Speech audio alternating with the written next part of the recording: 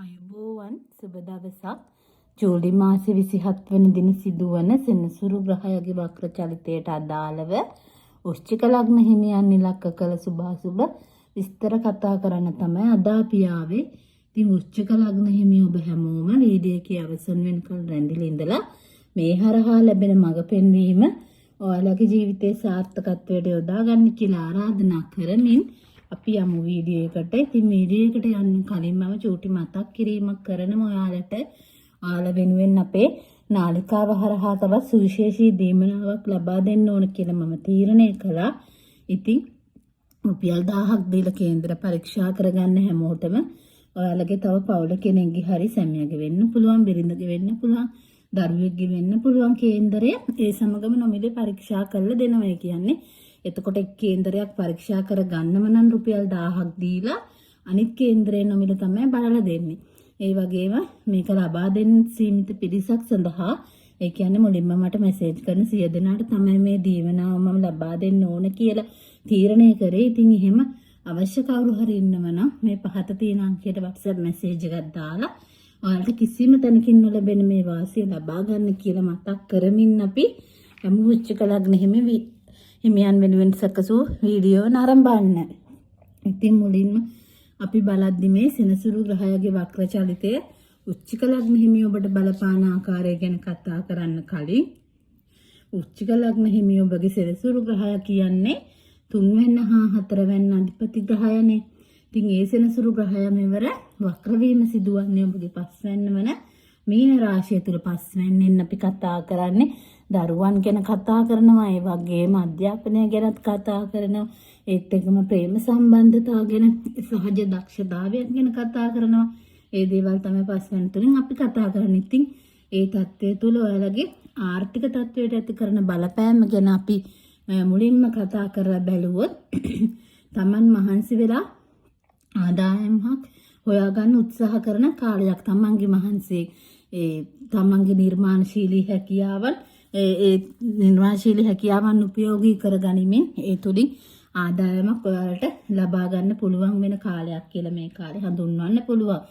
තමන් නිර්මාණාත්මක හැකියාවල් කියන තමන්ට දැන් මොනවා හරි ওই බාණ්ඩ නිෂ්පාදනය කරන්න මේ ඒ වගේම එක එක විසිතුරු නිර්මාණ හදන්න පුළුවන් දක්ෂය ඉන්න පුළුවන්. අන්න යාලට ගොඩක් හොඳ ආදායමක් ඒ තුලින් තමන්ගේ නිර්මාණ තුලින් ලබා ගන්න පුළුවන් වෙන කාලයක් විදිහට මේ කාලය හඳුන්වන්න පුළුවන්. ඒ වගේම විදේශගත ආදායමක් වුණත් ඒ තුලින් තමන් ඩොලර් එහෙම හොයන්න උනත් පුළුවන්. විදේශ වලට ගිහිල්ලා බිස්නස් කරලා තමන්ට ආදායමක් ලබා ගන්න ඒ වගේ දේවල් පුළුවන්. විදේශයත් එක්ක සම්බන්ධ බිස්නස් කරන අය ඉන්නේ ඒ වගේ අයට ගොඩක් හොඳ කාලයක් කියලා මේ කාලේ හඳුන්වන්න පුළුවන් මේ සෙනසුරු ග්‍රහයගේ වක්‍ර චලිතය. ඒ වගේම අලුත් තාක්ෂණයත් එක්ක වැඩ කරන අලුත් තාක්ෂණය සමග මේ වැඩ කරන අය AI වගේ දේවල් වලින් ඔය නිර්මාණශීලී නිර්මාණශීලී හැකියා තියෙන අය ඉන්නේ වගේ අයට ගොඩාක් හොඳ කාලයක් විදිහට මේ කාලේ හඳුන්වන්න පුළුවන්. ඒ තුලින් තමන්ගේ ආදායම උපය ගන්න ඒ දේවල් සමාජයට මේ දැනුම දීලා තමන්ගේ ආදායම විකුණ ගන්න ආදායම ලබා ගන්න පුළුවන් කාලයක් විදිහට මේ කාලේ හඳුන්වන්න පුළුවන් වෘශ්චික ලග්න හිමියෝ ඔබට. ඒ වගේම ගෘහ ජීවිතය ගැන කතා කරොත් වෘශ්චික ලග්න හිමියෝ ඔබගේ ආදර සම්බන්ධතා වුණා අලුත් ආදර සම්බන්ධතා ඇති වෙන්න පුළුවන්. අලුතෙන් ප්‍රේම සම්බන්ධතා ඇති වෙන්න පුළුවන්. ඒක හොඳ ජීවිතයට එන්නත් පුළුවන්. සමහර වෙලාවට ඒක අපි කල්පනාකාරී වෙන්න ඕන නරකය ජීවිතයට එන්න පුළුවන්. ඒ නිසා තමන් හොඳට කල්පනා කරලා බලලා අලුත් ආදර සම්බන්ධතා පටන් ගන්නකොට ඒ දේවල් ගැන සැලකිලිමත්ලා කටයුතු කරන්න ඕනේ. ඒ වගේම තමන් දැන් මෙතනදී gedara dora අලුත් වැඩියා කටයුතු කිරීම එන්න මේ තමන්ට කරගන්න පුළුවන් කාලය. දැන් තමන්ගේ පරණ වෙච්ච තිබිච්ච gedara ඔන්න දැන් හදා ගන්න තමන්ට කාලේ කියන්නේ ආදායම උනත් ලැබෙන කාලයක් විදියට අතට හඳුන්වන්න පුළුවන්. අපි හිතමු දැන් ඔන්න ගෙදරක සිමෙන්ති විතරක් නිකන් දාපු ගෙදරක් නම් ඔන්න මේ කපරාදු කරගන්න මේ හැකියාව ලැබෙවි. ඒ වගේ දේවල් තියෙනවා. ඒ වගේම ගෙදරට අලුතෙන් බඩු මුට්ටු ගන්න මොනවා හරි ගෙදරට මේ පුටු සැටියක් ගන්න ඕ වගේ දේවල් එක දේවල් අපිට ගෙදරට අත්‍යවශ්‍යම වෙන බඩු මොනවා හරි ගන්න ලැබෙන කාලයක් විදියට මේ කාලේ හඳුන්වන්න පුළුවන්. ඉතින් අර කොහොමත් හැමෝම බලාපොරොත්තු ඉන්න දෙයක් මේක තමන්ගේ ඉන්න තැන හොඳට හදාගන්න.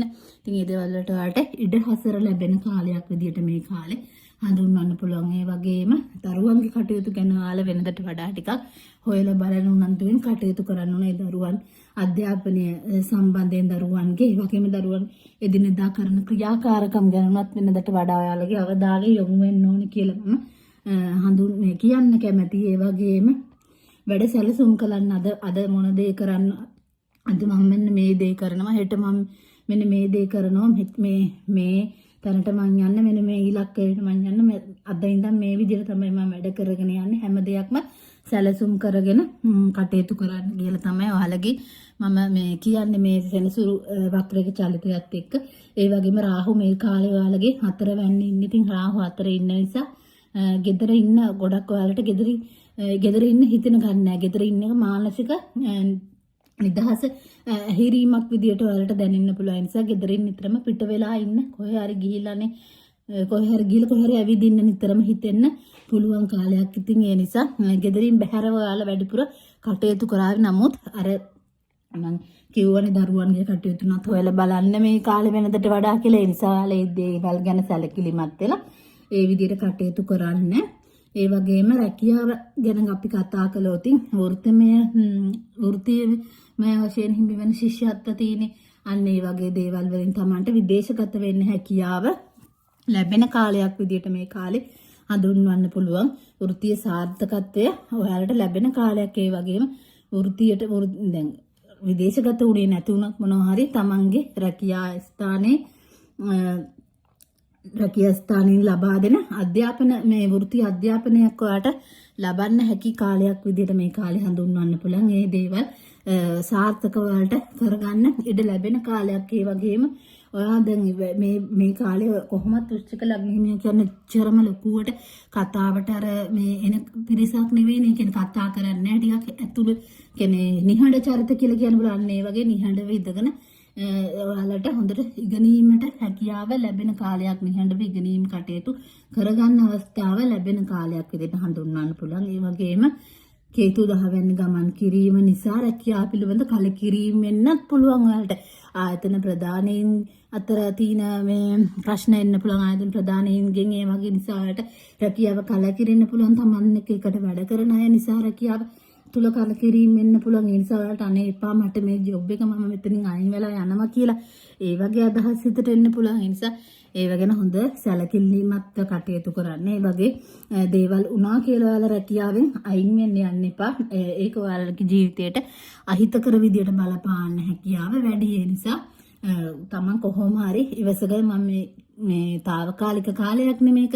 මම මේ తాවකාලික කාලේ මම කොහොම හරි ඉවසගෙන ඉන්නවා කියනක හිතට අරන් කටයුතු කරන්න.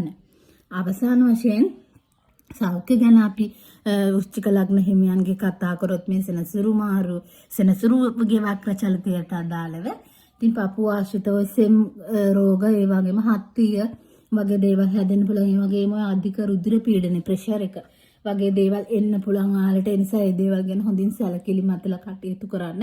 ආහාර ජීර්ණ පද්ධතිය ආශ්‍රිත ගැටලු ආහාර ජීර්ණ පද්ධතිය ආමාශය වගේ ගැටලු වෙන්න පුළුවන්. අක්මාව වගේ ඒ වගේ තැන්වල ගැටලු ඇති වෙන්න පුළුවන්. ඒ නිසා ඒ ගැන හොඳින් සැලකිලිමත් වෙලා කටයුතු කරන්න. ඒ වගේම බඩවැල් ප්‍රශ්න එන්න පුළුවන්. ඒ නිසා හොඳින් වතුර බීලා ඒ දේවල් කටයුතු කරන්න. ඒ දේවල් සම්බන්ධ ප්‍රශ්න එන්න පුළුවන් නිසා ඒව වළක්වා ගන්න කටයුතු කරන්න කියලා මේ මතක් කරනවා වෘශ්චික ලග්න හිමි ඔබට.